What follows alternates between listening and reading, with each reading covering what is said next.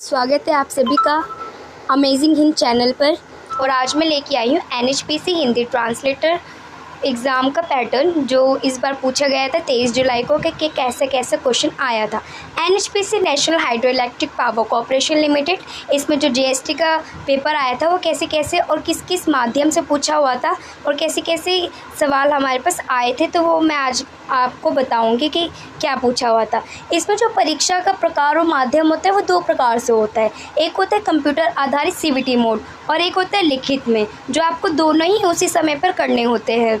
कुछ क्वेश्चन ऐसे होंगे जो CBT मोड में वैकल्पिक क्वेश्चन में पूछे जाते हैं, कुछ क्वेश्चन ऐसे होते हैं जो हमें लिखने होते हैं। वैकल्पिक मोड जो क्वेश्चन होते हैं जो CBT में पूछे जाते हैं वो ऐसे होते हैं कि जी के सामान्य ज्ञान, वो उसमें जैसे हमें हिस्ट्री, ज्योग्राफी, पॉलिटी और करंट अफेयर्स के बारे में पता होने चाहिए, गेम्स के बारे में पता होने चाहिए, ट्रॉफ़ी के बारे में पता होने चाहिए कि किसने कौन कौन सी ट्रॉफ़ी जीती है, इन सब के बारे में हमें ज्ञान होना चाहिए।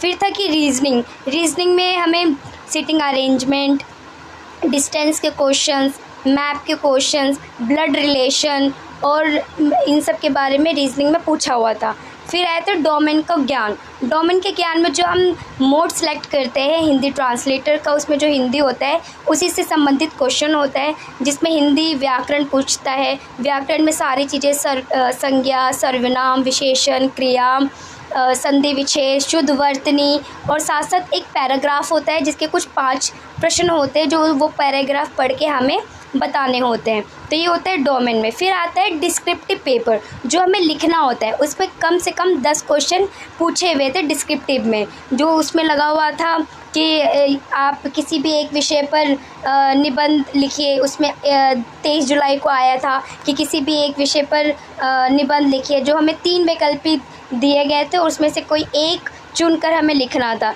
और उनमें था कि बाल श्रम पर आप लिख सकते हैं, उसके रोकथाम के उपाय पर, और पर्यावरण संबंधित जो भी उपाय होते हैं, क्या क्या हो रहा है, क्या क्या उपाय है हमें और बेहतर करने का, इसके बारे में हमें निबंध लिखना था। और आया था कि नोटिस, यानी कि सूचना सरल वाक्य में लिखना था, जिसका टॉपिक दिया गया था इस बार दिल्ली से प्रयागराज जाने वाली ट्रेन में एक और बोगी लगवाना था, उसके बारे में हमें सरल वाक्य में सूचना लिखना था। फिर था कि कुछ 2 प्रश्न ऐसे होते हैं हमेशा ट्रांसलेशन के पेपर में, एक तो हिंदी से इंग्लिश में ट्रांसलेट करना होता है और फिर इंग्लिश से हिंदी में ट्रांसलेट करना होता है। तो ये जहाँ भी आप ट्रांसलेशन का पेपर देंगे उसमें हर में ये पैटर्न फिक्स होता है कि हमें करना ही होता है। एक क्वेश्चन जो होता है हिंदी से इंग्लिश में ट्रांसलेट करना होता है और दूसरा इंग्लिश से हिंदी में। ये 2 क्वेश्चन पूछे गए थे। जो भी उपाय होते हैं, क्या क्या हो रहा है, क्या क्या उपाय है हमें और बेहतर करने का, इसके बारे में हमें निबंध लिखना था।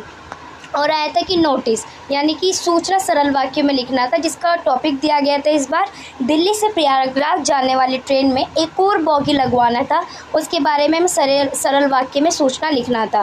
फिर था कि कुछ 2 प्रश्न ऐसे होते हैं हमेशा ट्रांसलेशन के पेपर में, एक तो हिंदी से इंग्लिश में ट्रांसलेट करना होता है और फिर इंग्लिश से हिंदी में ट्रांसलेट करना होता है। तो ये जहाँ भी आप ट्रांसलेशन का पेपर देंगे उसमें हर में ये पैटर्न फिक्स होता है कि हमें करना ही होता है।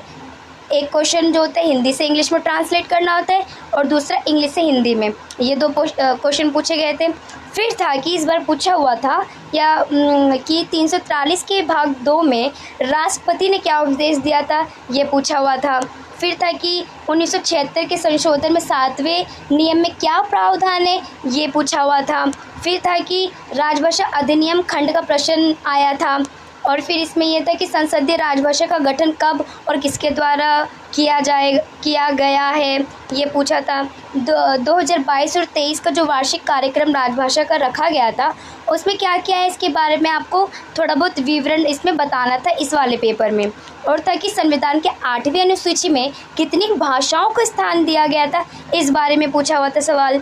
और था कि 344 खंड 4 का पूछा गया था कि खंड 4 में क्या है 344 के। देखिए 344 हो या 343 हो या फिर 350 हो, कोई सा भी हो, इसके जितने भी खंड लगे आपको इसके बारे में अच्छे से पढ़ना होगा ताकि हम अच्छे से लिख पाएँ। फिर था कि 343 का खंड 3 में क्या पूछा गया था, ये क्या बताया गया, ये क्या प्रावधान है, इसके बारे में हमें अच्छे से पढ़ के जाना है ताकि हम लिख पाएँ। इस वाले पेपर में पूछा गया था। फिर पूछा था कि संविधान लागू होने के समय 8वीं अनुसूची में कितनी भाषाओं को स्थान दिया गया था, ये भी पूछा गया था इस बार के पेपर में, NHPC GST के पेपर में। तो जो भी आप तैयारी कर रहे हैं, ये खास कर ध्यान रखिए कि जीके, रीजनिंग, डोमेन का ज्ञान तो आप करेंगे, लेकिन आपको डिस्क्रिप्टिव का भी ध्यान रखना है कि जो उसमें सिलेबस में लगा हुआ है वो हमें इतना अच्छे से पढ़ के जाना है ताकि हम अच्छे से लिख पाएँ, और हमें सारी धाराएँ, प्रावधान, अनुच्छेद, इन सब के बारे में अच्छे से पता होना चाहिए। उम्मीद है इससे आपको थोड़ा बहुत अंदाज़ा लग पाया होगा कि कैसे। तो उम्मीद है आप सभी को ये प्रश्न समझ आए होंगे और ये पेपर के बारे में पता चल पाया होगा कि NHPC कैसे कैसे हिंदी ट्रांसलेशन के प्रश्न पूछता है और क्या इसका पैटर्न है। अगर आपको ये वीडियो पसंद आएगी तो मैं जल्द ही अगली वीडियो लेके आऊँगी आप सभी के लिए, और उम्मीद है कि अगली वीडियो भी ऐसी ही होगी। बहुत बहुत शुक्रिया।